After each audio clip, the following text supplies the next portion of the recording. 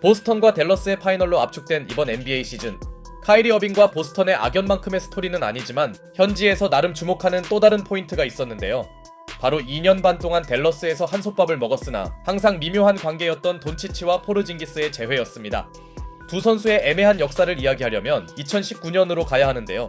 2015년 팬들의 야유에도 불구하고 뉴욕에 드래프트된 포르징기스는 우려와 달리 20득점이 가능한 빅맨 자원으로 성장하며 첫해 신인왕 투표에서 타운스에 이어 2위를 차지함은 물론 데뷔 3년 차에는 올스타에도 선정되며 팬들을 농알못으로 만들었는데요.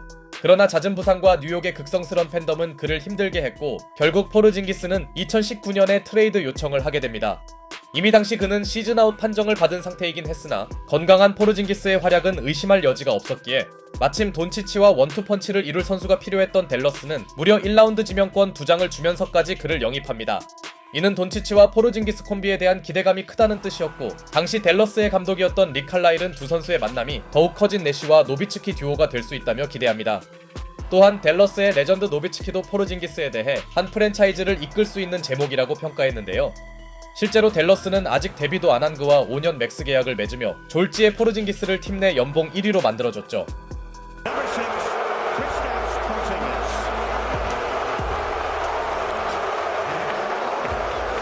그렇게 야심차게 출발한 유로피언 듀오는 좋은 경기력을 보여주며 댈러스가 펼친 과감한 투자를 성공으로 바꾸나 했습니다.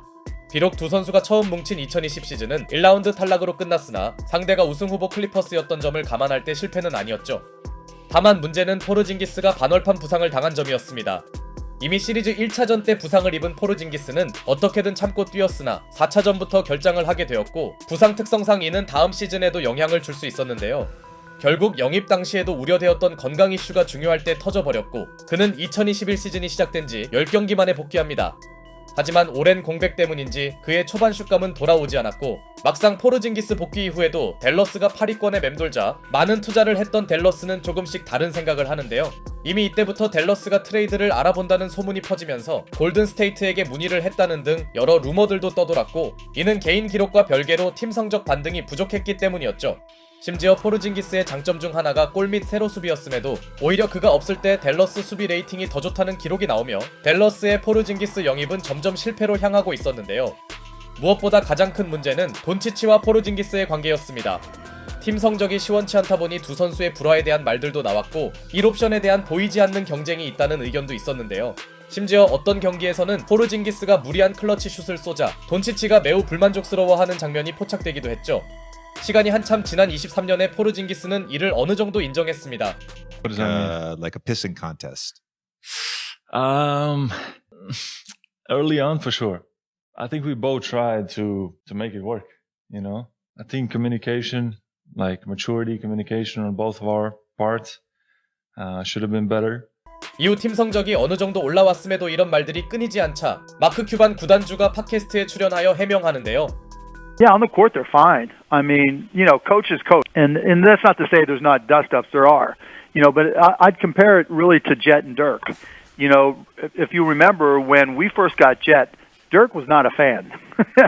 Dirk did not like him, you know, and we lost in a playoff series because Jet made a mistake and against Nash, and that just made it even worse. And you know, they weren't best friends at the beginning, but they grew to like each other and grew to be great friends. You know, KP and Luka get along fine. It's just that they're different people. You know, they like to do different things. And, you know, if one guy plays 2K and the other guy plays Overwatch, they're not going to play games together. 큐반의 발언대로 예전 테리와 노비츠키의 사례처럼 비록 코트 밖에서 친하진 않더라도 호흡을 맞춰가다 보면 자연스럽게 문제가 해결될 수도 있었습니다. 사실 돈치치와 친하든 친하지 않든 농구로 보여주면 되는 것이었죠. 그러나 댈러스는 서부 컨퍼런스 5위로 시즌을 마친 이후 또다시 클리퍼스에게 1라운드 탈락을 당하고 말았고 작년과 달리 포르징기스는 건강하게 7경기를 모두 출전했음에도 평균 13점에 3점 성공률이 겨우 29%에 그치며 탈락의 원흉이 됩니다. 기록만 보면 평범한 롤플레이어라고 봐도 무방해 보였고 이때를 기점으로 댈러스 팬들의 실망감은 극에 달하였죠.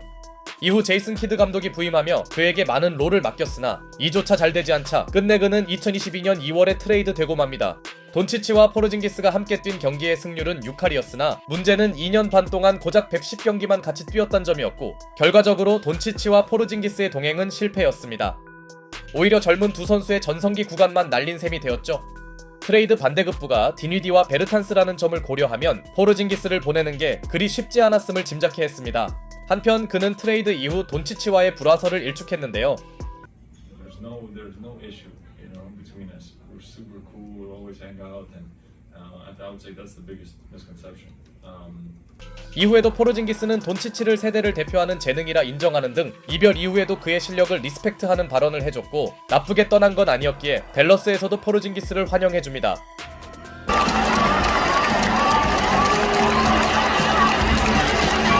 이후 2023년이 되자 그는 댈러스에서의 실패 요인에 대해 밝혔는데요. I was having fun. I was doing my thing. I was having fun. Just wasn't the perfect situation. And I can criticize myself now looking back, like, okay, I wasn't moving as well defensively. I wasn't, my rhythm maybe wasn't as good in certain, like, parts of the season. 어쨌든 돌고 돌아 보스턴으로 온 포르징기스는 파이널에 올랐고 돈치치도 어빙과 원투펀치를 이루어 파이널에 올라갔으니 만약 포르징기스와 돈치치가 지금 만났다면 어땠을지 궁금하네요. 아쉽게도 미완성으로 끝난 두 선수의 조합. 정리해보면 둘은 친하진 않은 회사 동료 정도였던 것 같습니다. 어빙과 보스턴 사이의 악연과는 결이 매우 다르지만 보스턴 관중들의 어빙을 향한 야유가 확실시되기에 상황에 따라 포르징기스도 야유를 받을지 모르겠네요. 과연 돌아온 포르징기스가 파이널에서 어떤 모습을 보여줄지도 궁금합니다.